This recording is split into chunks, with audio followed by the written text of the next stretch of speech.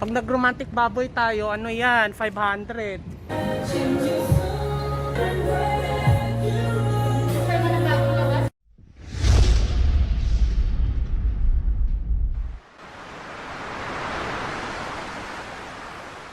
Ayun nga guys, i-share ko lang sa inyo ng bonggang-bongga. Wag na wag kayo talagang mamamalengke or do other businesses that involve cash or payment kapag wala ka talagang tulog. Dahil ako personally kahapon, bangag kasi talaga ako, pumunta ako ng palengke dahil ang out ko naman ay alas 5 ng madaling araw. So alas 5 pa lang malengke na ako dahil wala masyadong tao. Kasi nga takot ako sa tao dahil nga may COVID. Medyo bangag-bangag pa ako dahil sa antok. Diretso na agad ako sa palengke dahil malapit lang naman ang palengke dito. 1 minuto lang naman na lakad. So ngayon, sabi ko, bibili ako ng hipon dahil magba-buttered shrimp ako or di naman kaya magsisinigang ako. Tapos, ang hipon kasi, ang 1/4 na kilo ay 100 pesos. So, merong placards doon na 1/4 is 100. Nakalagay doon sa tumpok-tumpok. So, sabi ko, pa-order ako dalawa. Ang ibig kong sabihin, 200. So, that's half kilo. So, 200. Ang sabi ko, dalawa. Parang oo lang ako nang basta nasabi. Ang nasa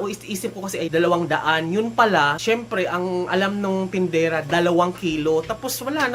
Antay lang ako. Tingin ko ng tingin. Wala, naktulala lang ako. Hinantay ko matapos para lang makauwi agad ako para makapagluto. Tapos nung nagulat ako, nagkabayaran na, parang ang siningil sa akin 800.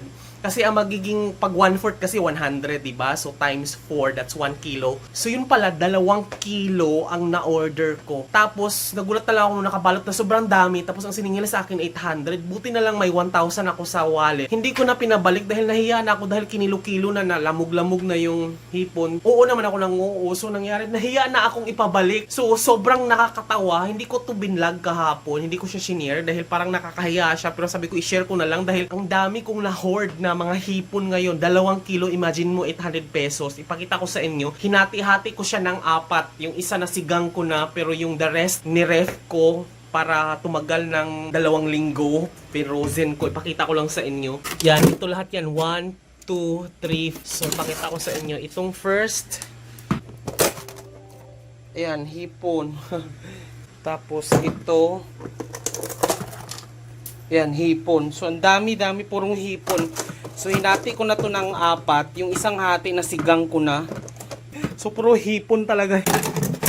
Kaya sinasabi ko talaga sa inyo, huwag kayong mag-transact ng puyat-puyat o di naman kaya nakatulala dahil hindi mo alam. So, hindi ko na binalik kasi nahiya na talaga ako kasi kinilo na nakasupot na, naka-ready na bayad na lang So, ayun, kaya puro hipon na lang lulutuin. Baka buttered shrimp, nakapagsigang na ako, hindi ko na na-vlog. Baka magba-buttered shrimp ako or kung ano nung recipe, magtingin-tingin ako ng pwedeng lutuin na hipon.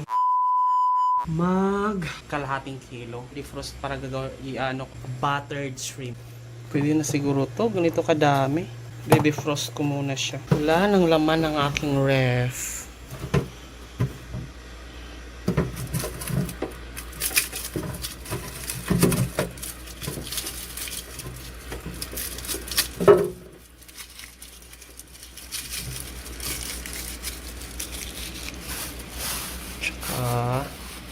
Butter and kamatis. At nahiwa ko na ang sibuyas, bawang, tsaka kamatis. Maghanda na rin ako ng butter. Mga ganito siguro kadami. Yan. Tapos may mantika, may natira kasi ako mantika dito. So,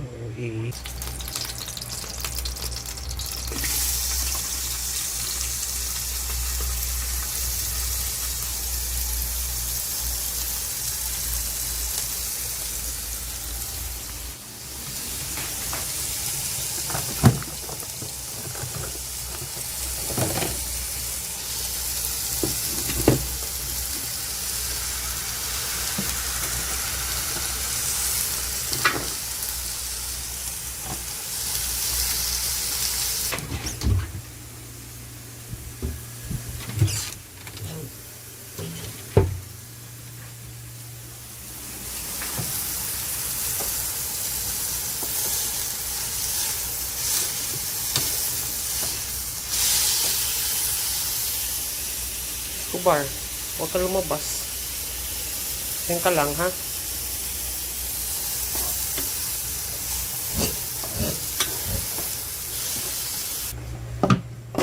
Lagyan natin ng kaunting patis. Hindi ako nag-aasin. Ito asin ko guys. Pero hindi ako nag-aasin. Patis lang kasi inuubos ko kasi ito. Kasi napadami yung bili ko. Nagkamali ako ng dampot. Patis pala to. Akala ko tuyo. So inuubos ko na lang siya.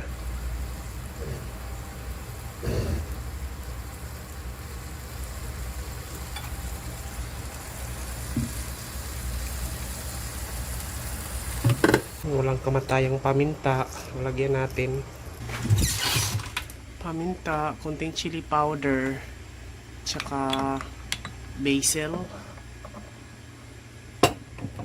tsaka cumin powder. Yan. Tsaka lagyan natin ng kaunting Lea Perrins at liquid seasoning. Yan, nahalo ko na lahat yung mga pansahog at saka yung butter. Antayin ko na lang maluto. Mukhang napadami yung butter.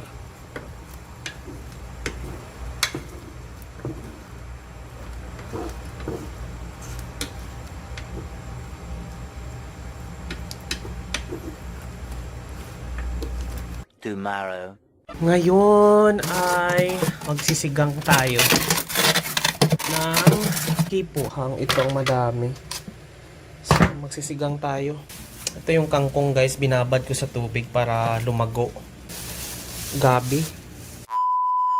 So ayan, nahiwa na natin ang ating gabi. So ito yung una nating isasalang. Maliliit yung hiwa ko para maluto agad siya. And this is healthy kumpara sa kanin dahil ang kanin ay daw carbohydrates sila parehas, pero ito kasi complex yung pagiging carbohydrates niya, complex carbo.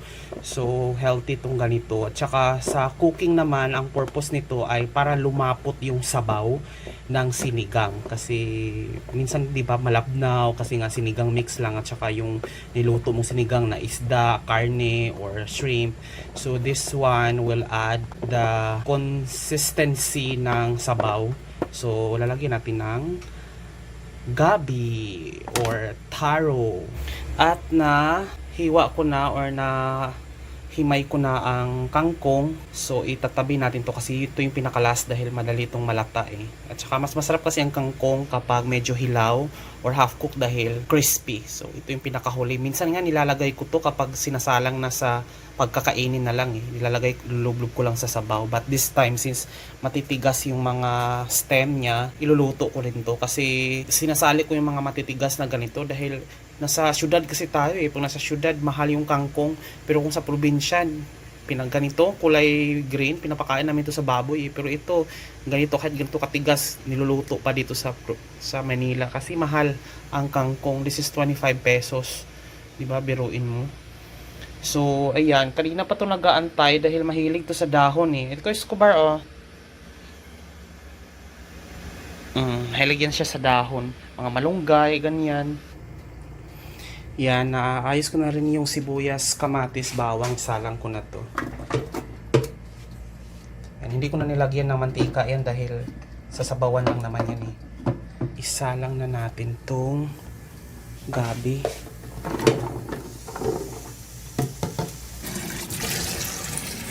Saka natin isabaw. Ay, timplahan na natin. So ito ang gagamitin ko guys, patis. Dahil inuubos ko nga to eh. At saka masarap talaga ang patis ipang timpla kaysa sa asin. Dahil may ibang amoy to eh. Yung amoy pabaho. Pero pag nilagay sa pagkain, bumabango yung pagkain. So kaya maaga kong nilagay or tinimplahan dahil meron tayo kasing gabi. Ang gabi is containing starch. Tapos pag starch talaga, sobrang bilis niya mag-absorb ng sodium or yung asin. So, hindi natin alam kung maalat ba or matabang kapag late na natin nilagay ang ating sodium or asin or pangtimpla. Kaya ngayon pa lang tinitimplahan na natin para later on, adjust na lang. Yan, luto na siya. Salangan natin to. Medyo malapot na rin siya. Luto na.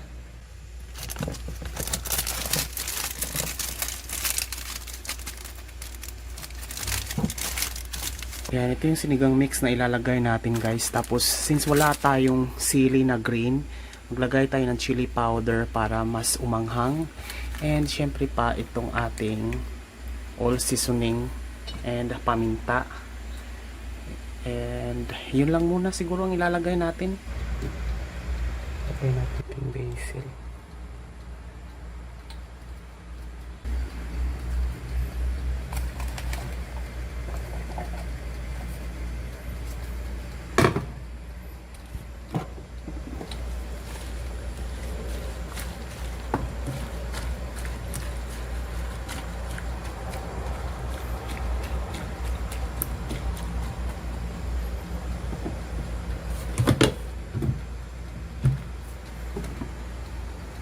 There!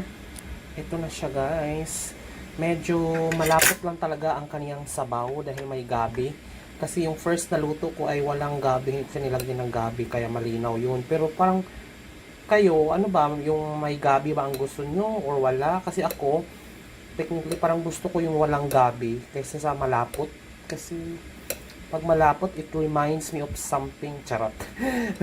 Something malapot. Hindi kasi parang masarap higupin yung walang, hindi siya malapot. Ewan ko lang, kanya-kanya naman. Kasi yung una kong batch nito ay hindi ko nilagyan ng gabi. Pero hindi ko na vlog kasi parang kakamadali. Pero ito lang yung vlog ko ngayon na may gabi. Meron pa tayong isang batch. Hindi ko alam kung paano ko luluto. Anong luto ang iano ko yun. Anong luto ang gagawin ko doon. Last na rin naman yun. Tapos na after nun, wala nang hipon.